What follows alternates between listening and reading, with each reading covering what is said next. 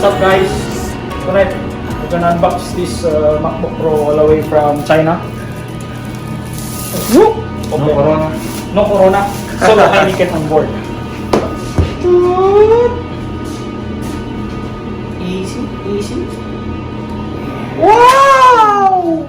Oh my god! Oh my god! Wow! So we're just gonna remove this paper. It's the sleeve. So yeah. Instead of imprinted, it's already engraved MacBook Pro underneath.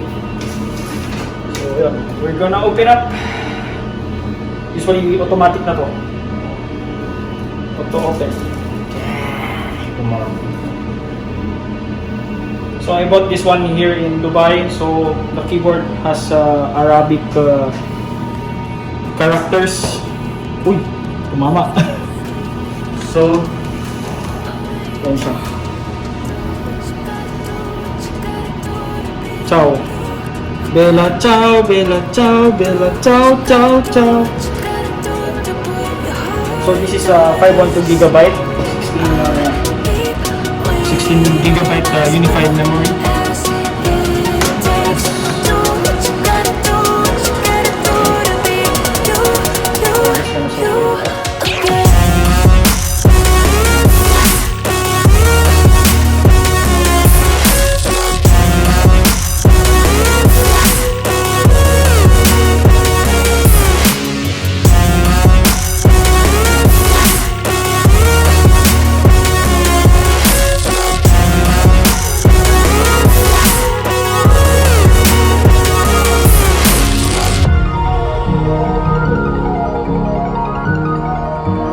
Screen! Solid yung screen! Ganda!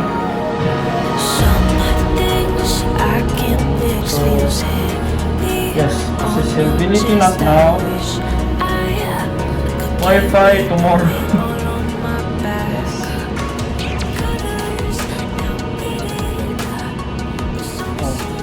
So, what's in the box? So, first, we got the MagSafe 3.0 cord.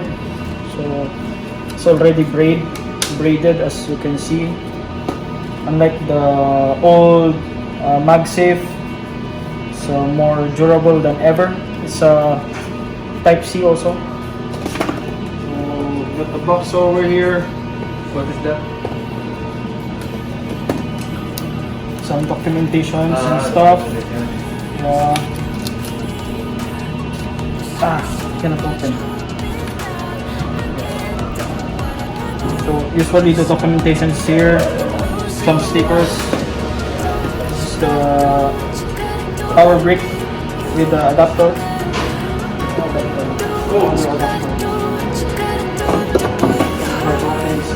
Oh, no, nothing. So only this and this. No extension cord. That's it. That's it. Thank you so much for Check the